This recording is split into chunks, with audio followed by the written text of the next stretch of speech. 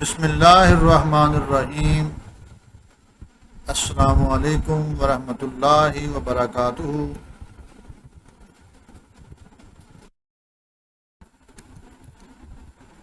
Dear students, today our lecture is about the CSS Islamic Study, chapter number 2, Study of the Life of the Holy Prophet sallallahu alaihi wasallam، سیرت طیبہ کا مطالعہ بحثیت نمونہ عمل، part number 4۔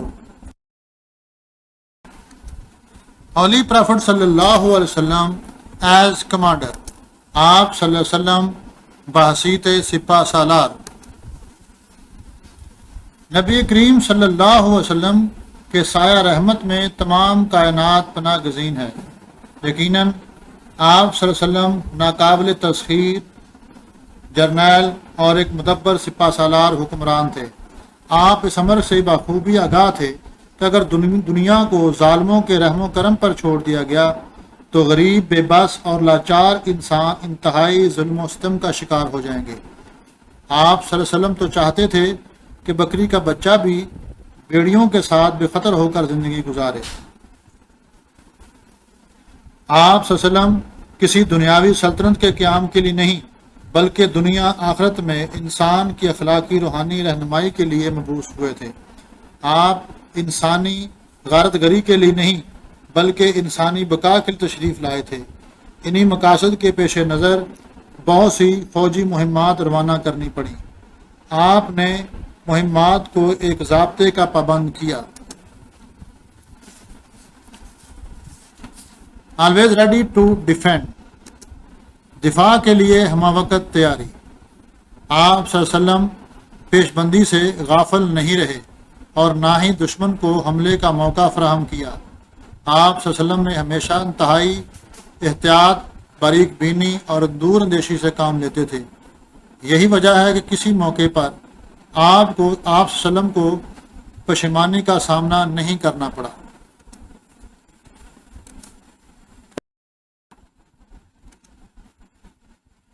Secret system of information, جاسوسی کا مربوط نظام۔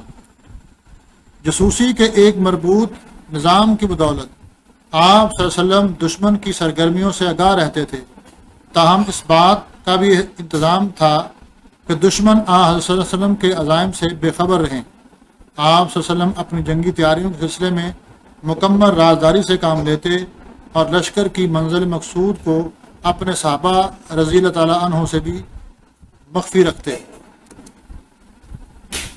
سائیکالوجیکل ٹرکس، نفسیاتی حربے۔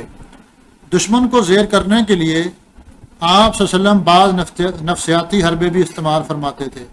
مثلا حسان بن ثابت رضی اللہ تعالیٰ عنہ اور عبداللہ بن رواحہ رضی اللہ تعالیٰ عنہ جیسے شعراء اپنے اشعار کے ذریعے دشمن کے حوصلے پست کرتے۔ صلح حدیبیہ کے 1 سال کے بعد آپ صلی اللہ علیہ وسلم اپنے رفقاء کو حکم دیا کہ طواف کرتے وقت تیز دوڑتے ہوئے اہل مکہ کے سامنے اپنی قوت کا مظاہرہ کریں، جو قریبی پہاڑوں پر چڑھ کر انہیں دیکھ رہے تھے۔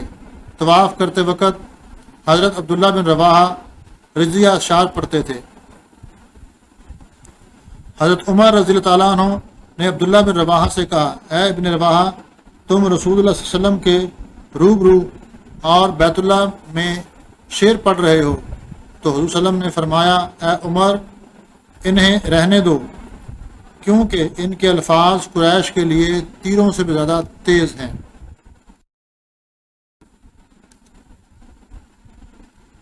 ہولی پرافٹس وار ریفارمز۔ آپ صلی اللہ علیہ وسلم جنگ کے وحشیانہ طریقوں کو منسوخ کر کے ایسے قوانین نافذ فرمائے کہ اس ترقی یافتہ دور میں بھی مجلس اقوام متحدہ کا کوئی قانون دستور اس کے مساوی اور ان سے بہتر ہونے کا دعویٰ نہیں کر سکتا۔ آپ صلی اللہ علیہ وسلم نے جنگ کا ایک مکمل ضابطہ قانون وضع کیا جس کے نمایاں پہلو مندرجہ ذیل ہیں۔ نمبر 1، پروہیبیشن آف ڈسٹرکشن، وحشیانہ افعال کی ممانعت۔ حضور صلی اللہ علیہ وسلم جب بھی کسی مہم پر فوج روانہ کرتے تو اسے بدعہدی، بچوں، بوڑھوں اور عورتوں کے قتل سے منع فرماتے۔ جنگی قیدیوں کے متعلق اسلامی قوانین یہ ہیں کہ جنگ کے اختتام پر یا انہیں بغیر فدیہ کے رہا کیا جائے یا پھر فدیہ لے کے چھوڑ دی جائے، ورنہ قید کی صورت میں ان سے حسن سلوک کیا جائے۔ Prohibition of killing non participant, غیر محاربین کی قتل کی ممانعت۔ ایسے افراد جو جنگ میں شریک نہیں ہیں، جو عملاً جنگ میں حصہ لینے کی قدرت نہیں رکھتے، مثلا بچے، عورتیں، بوڑھے، سیاح، خانقاہ نشین وغیرہ، انہیں قتل کرنے سے آپ صلی اللہ علیہ وسلم نے منع فرمایا۔ فتح مکہ کے موقع پر آپ صلی اللہ علیہ وسلم نے فرمایا جو مقابلہ نہ کر سکے، جان بچا کر بھاگ جائے، اپنا دروازہ بند کر لے یا زخمی ہو اس پر حملہ نہ کیا جائے۔ آپ صلی اللہ علیہ وسلم نے باندھ کر قتل کرنے سے بھی منع فرمایا۔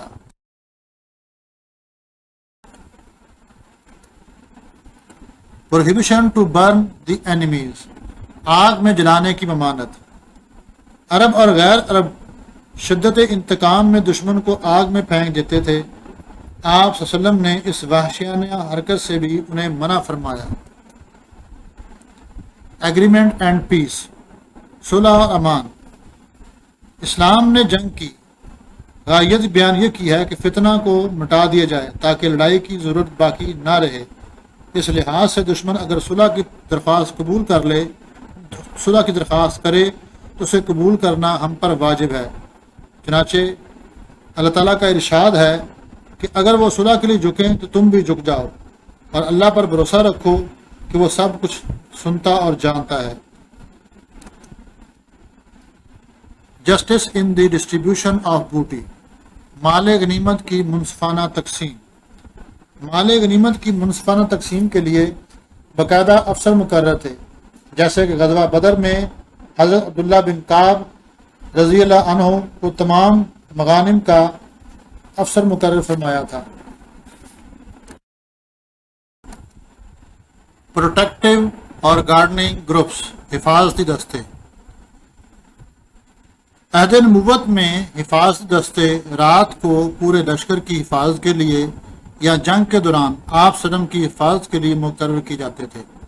غزوہ احد میں انتظام خود صحابہ کرام رضوان اللہ علیہم اجمعین نے فرمایا تو یہ ہدایات جاری فرمائی گئیں۔ اس ضمن میں حضرت سعد بن معاذ اور سعد بن عبادہ کے ساتھ ساتھ حضرت اسید بن حضیر رضوان اللہ علیہ اجمعین نے غزوہ احد میں رات بھر پہرا دیا۔ علاوہ ازیں حضرت عمار بن یاسر رضی اللہ تعالیٰ عنہ اور حضرت بلال بن رباح رضی اللہ عنہ نے بھی کئی بار یہ فرائض سر انجام دیے۔ آپ صلی اللہ علیہ وسلم خاص طور پر رات کے وقت اپنے لشکر کی حفاظت کے لیے گارڈ مقرر کرتے تھے، حفاظ دستے مقرر کرتے تھے، اور آپ صلی اللہ علیہ وسلم کا فرمان ہے کہ رات کو پہرا دینا فوج کا یہ بہترین جہاد ہے۔ Prohibition to break the treaty, بدعہدی کی ممانعت۔ وعدہ توڑنا، معاہدے کی خلاف ورزی کرنے کے متعلق آپ صلی اللہ علیہ وسلم نے سختی سے منع فرمایا۔ آپ صلی اللہ علیہ وسلم نے مدینے میں جب آئے ہیں تو کئی معاہدے کیے، یہودیوں کے ساتھ، کرسچین کے ساتھ، اور آپ صلی اللہ علیہ وسلم نے قریش مکہ کے ساتھ اور ٹرائب کے ساتھ، لیکن کبھی بھی آپ نے کسی بھی عہد کی خلاف ورزی نہیں کی، اور سختی سے اپنے صحابہ کرام کو بھی وعدہ توڑنے کے متعلق عہد توڑنے سے منع فرمایا، بلکہ اسے منافقت کی نشانی قرار دیا، وعدہ توڑنے کو، عہد توڑنے کو، ایگریمنٹ توڑنے کو۔ تو خلاصہ کلام یہ نکلا کہ حضور صلی اللہ علیہ وسلم نے جنگی اصطلاحات کے 8 سال کے قلیل عرصے میں تاریخ جنگ اور انداز جنگ کو ہی بدل دیا، اہل عرب کے فکر و ذہان کو انسانیت کے سانچے میں ڈال دیا۔ انہوں نے انسانی حرمت کی وہ مثالیں قائم کی کہ تاریخ ان کی مثل لانے سے قاصر ہے۔ وہ مکہ میں فاتح کی حیثیت سے داخل ہوئے، جہاں انہیں تکلیف دے کر نکالا گیا تھا، اور جہاں سے خون خوار لشکر قریش اسلام کو مٹانے کے لیے بار بار مدینے پر چڑھائی کرتا رہا، مگر اب ان کی پشیمانیوں پر غصے کے شکن تک نہیں تھے۔ ان کی آنکھوں سے قہر ٹپک نہیں رہا تھا، بلکہ آپ وسلم مکے میں حریت انسانیت کا پیغام لے کر داخل ہوئے۔ دنیا میں اگر کسی کو یہ حق حاصل ہے کہ وہ کہے کہ اے حکومت کرنے کے خدائی حق کس کو ہے، تو وہ محمد صلی اللہ علیہ وسلم کو ہے۔ جب آپ وسلم اپنے بدترین دشمنوں کے ساتھ دشمنوں کے شہر مکہ میں بحیثیت فاتح داخل ہوئے تو اس غرض سے نہیں کہ سکندر اعظم کی طرح تمام مفتوحین کو آپ زنجیروں میں باندھ دیتے، بلکہ آپ نے ان کے لیے انسانی خون کی حرمت کو قائم رکھا۔ ایک طرف خون کے پیاسے دشمن آپ وسلم کے سامنے کھڑے ہیں، ان میں ابو سفیان بھی ہے، ان میں ہندا بھی ہے جس نے آپ وسلم کے چچا حمزہ کا کلیجہ مبارک چبایا تھا۔